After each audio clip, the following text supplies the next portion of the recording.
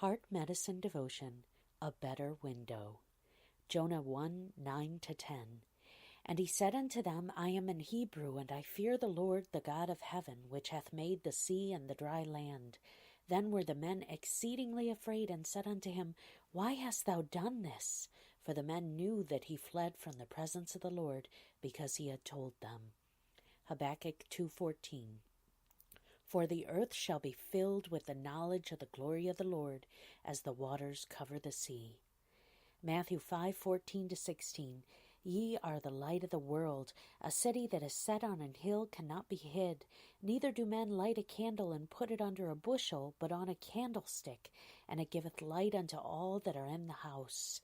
Let your light so shine before men, that they may see your good works, and glorify your Father which is in heaven. Scripture reading, Jonah 1. I often miss the mission field around me. I have a friend who reminds me of this on a regular basis. Actually, she reminds me of my dad. My dad rarely missed a chance to give the gospel.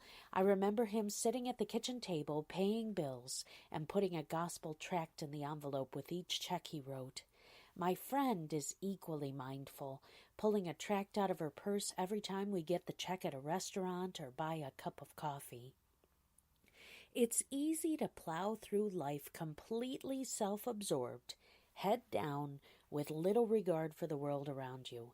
But as Christians, we're kidding ourselves if we think that the world isn't watching, and whether we notice the world or not, they are constantly taking note of us. In Jonah 1, the prophet is self-absorbed, and he is most definitely kidding himself. You know the story backwards and forwards. God tells Jonah to go to Nineveh. Jonah refuses and defiantly runs from God, booking passage on a ship to Tarshish, the furthest point he can reach in the opposite direction of his God-ordained destination.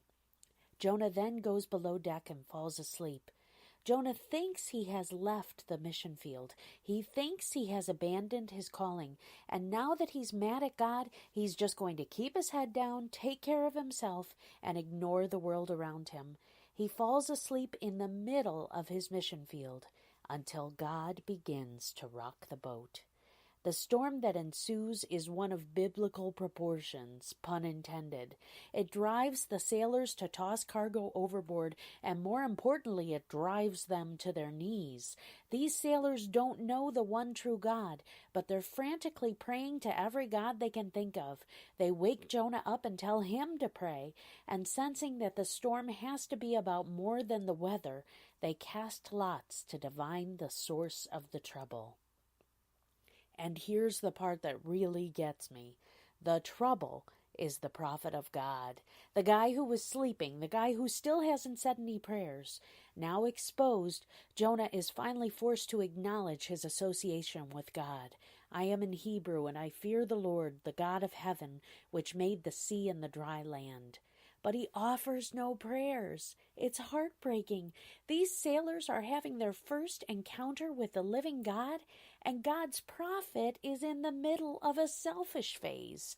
There's no doubt they are struck by the power and might of God, but they are equally struck by the willful rebellion of God's man. And Jonah doesn't soften. He still doesn't pray. He doesn't beg God for forgiveness or beg him to spare the sailors. Instead, it's the sailors who are trying to save Jonah as they row desperately to avoid throwing him overboard. They beg God for mercy, and after the storm stops and Jonah literally becomes fish food, they cement their relationships with the one true God. But it's no thanks to Jonah. And it makes me wonder, how many times have I been so wrapped up in me that I miss the chance to be part of God's work? How many times have I been in a selfish phase? How many times have I fallen asleep in the middle of my mission field? When I was a kid, we used to say, you make a better door than a window. We used that line anytime someone stood in our way and blocked our view. God forgive us when we are closed doors that block someone else's view of God. God forgive us when we are self-absorbed distractions from His glory. May we ever be mindful of our mission fields. May we all be better windows for His light to shine through. Your prescription?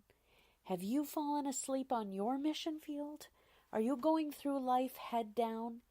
Ask God to wake you up to His work and ask Him to make you a better window that He can shine through. God bless you.